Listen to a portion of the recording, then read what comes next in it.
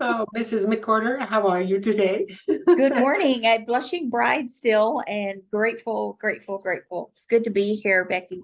Thank you so much. Yes, Yeah. we are returned from our honeymoon, and every day is actually a honeymoon because we're over the moon. So Well, and grateful. We're keep it that deeply way grateful. and keep enjoying it.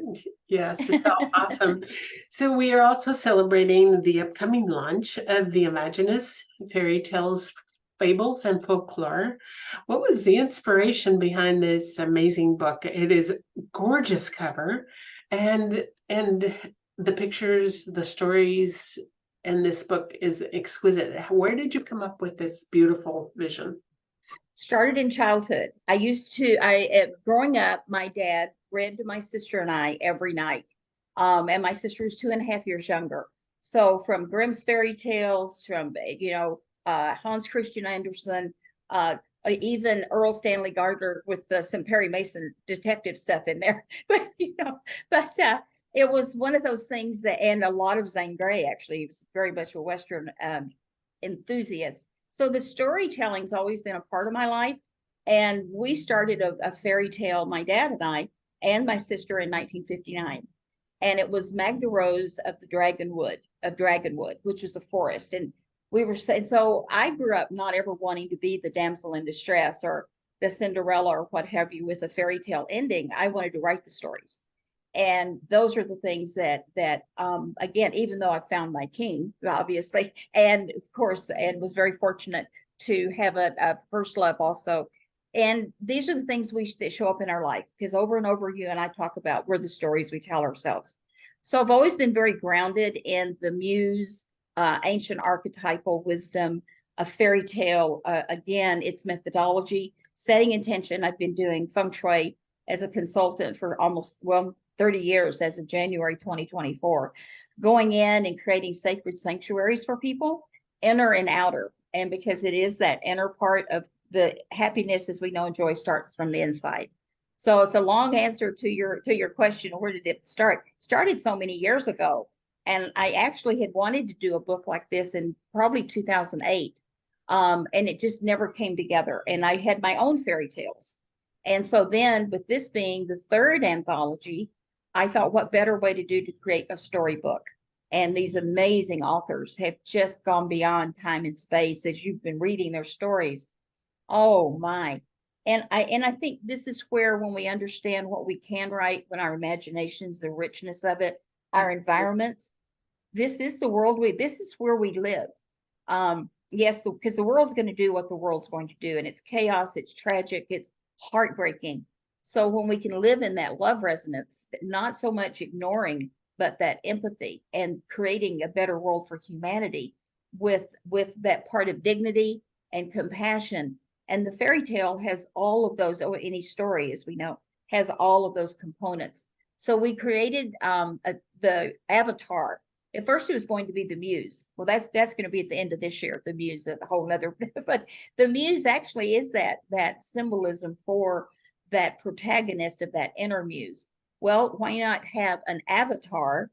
And that particular protagonist quickly became an avastar. So I asked the authors to create a character. In fact, you talked with Chelsea yesterday with her Yes. harmony, and pour their wisdom into that particular protagonist. They're conflict resolutionists. They're in this world that obviously there's so many things going on.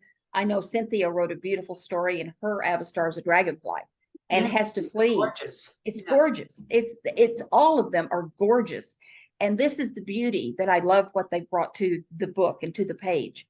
So it is a classic storybook. And because of their illustrations, because of their heart, because of going deeper into who they are and coming up with those enriching tales, I think they're classic. And it's entertaining, it's enriching, enchanting, but it is that part of us that they go in and it's transformational. It's like the alchemist, because they were pouring this wisdom, things they've learned in life. And when you observe someone, it takes it out of the personal, because we all have patterns and we all have experiences, and this is what they are. To experience is to teach, to learn. And there's those deep learning and really We know learning curves that will really absolutely the bend in the road. Well, do we stay there in that kind of energy? And certainly we all go through grief, but yet there's grace, and we all go through sorrow, but yet there's joy. So we find Absolutely. that bridge, and this is what they have done in their stories.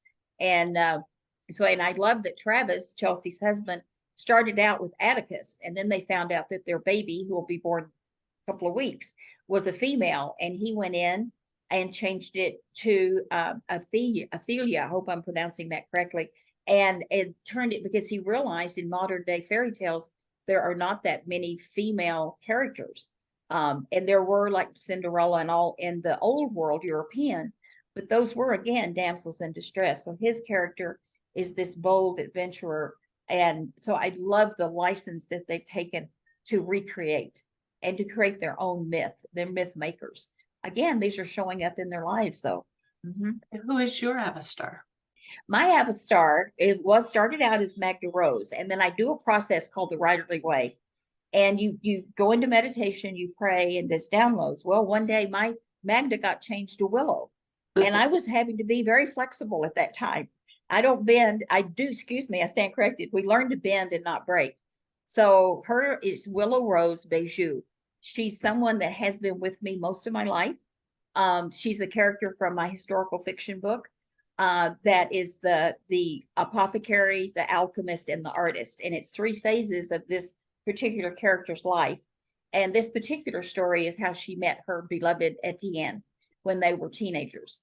And they're traveling on the Santiago Road, the Pilgrim's Way. And it's the Milky Way's involved, and Nostradamus is her godfather. And so we go, and so I pull a lot from the book itself. And then her particular story in terms of just talks about who we are. And she says, and she is a time traveler, and she says, I've been to the future. I know what today requires of me. And so she is always cognizant of every moment and how important it is to live to our fullest and live and resonate in that love. And so she's come from a line of the Magdalenas. And so there's a lot that I was able to, again, you could just pour into these Avastars. This fantastical. I used that word in Suzanne's story, and she said, I don't think that's a word. And I said, okay, we'll make it fantastic, because she's written also an amazing story. So yeah, so this is an opportunity to introduce her to the world.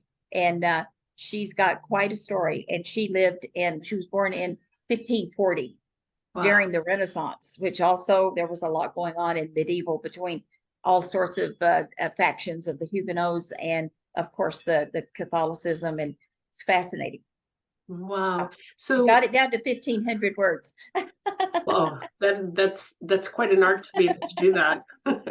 So when somebody picks up this book, this is very different from other books that that you've written, and also other books that we had Wisdom of the Silver Sisters, we had Golden Wisdom of Love Legends and Legacies, and now we have this one, and it's a lot of imagination. What I have seen from interviewing the authors is that their Avastar is actually based on some of their own life experiences and the lessons that they've had to learn.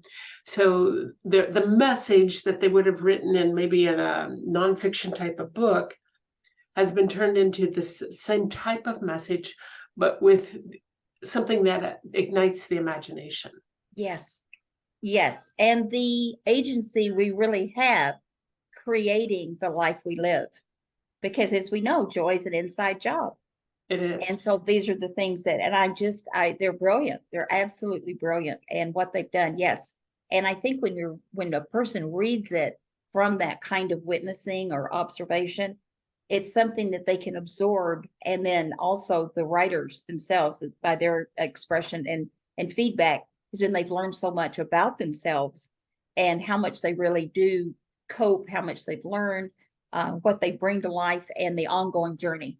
Yeah, definitely. Beautiful. As we know. Well, we have a beautiful celebration of a book launch on the 28th of November.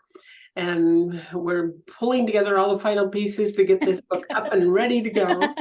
and sharing with those the authors that are in the book, building a launch team, all the things that are so very important Yes. to the success of a book. What would be your number one wish that this book would do for the world?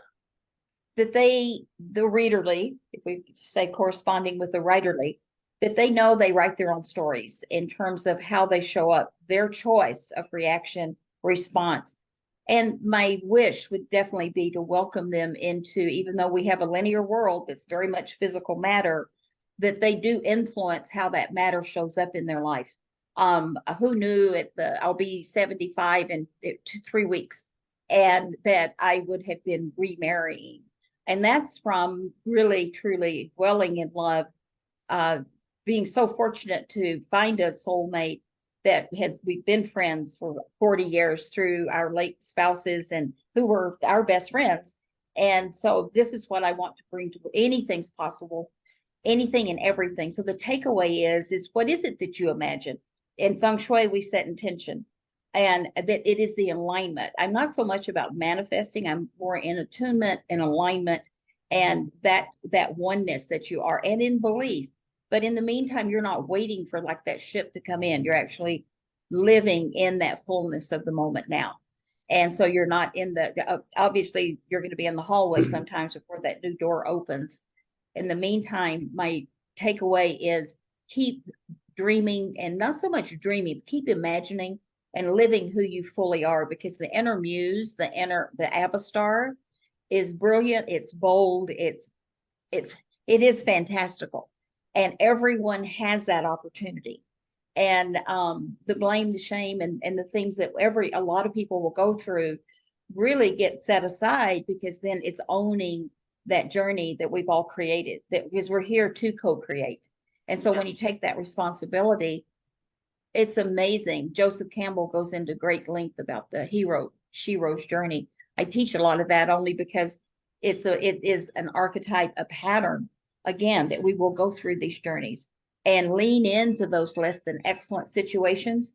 They're our greatest teachers, and with gratitude, because gratitude and love have the highest resonance of all. That's the right. highest and when we're in those places, regardless of what's going on, oh my, it shifts everything. So these stories are the tales of like you say, their own experiences. So my hope is they will embrace them, engage in them, and begin to write their own stories. Absolutely. Very good. Well, I'm really delighted to be a part of this, and I know I did not write for this, but you have put together a little piece on my behalf, and I truly appreciate it. Can't wait to read it. And so it's you. It's you. And thank you. Thank you. No, thank you. And thank you for this beautiful time. We will leave a lot for the reader to pick up this book and enjoy, but just enjoy the rest of this day and pulling the rest of this book together so we can get yes. And it is coming in at the perfect timing. And I wanted you to know that my backdrop is the enchanted forest. That is simply gorgeous. Of dragon wood, and 2024 is the year of the wood dragon.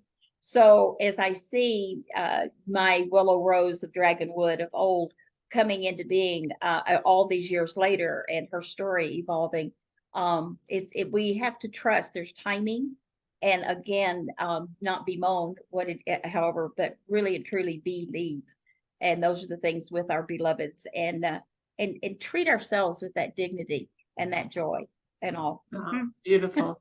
Well, what a beautiful interview, and looking forward to seeing this entire book put together and out to the world. Thank you so much. Thank you for all you do. Thank you. Thank you.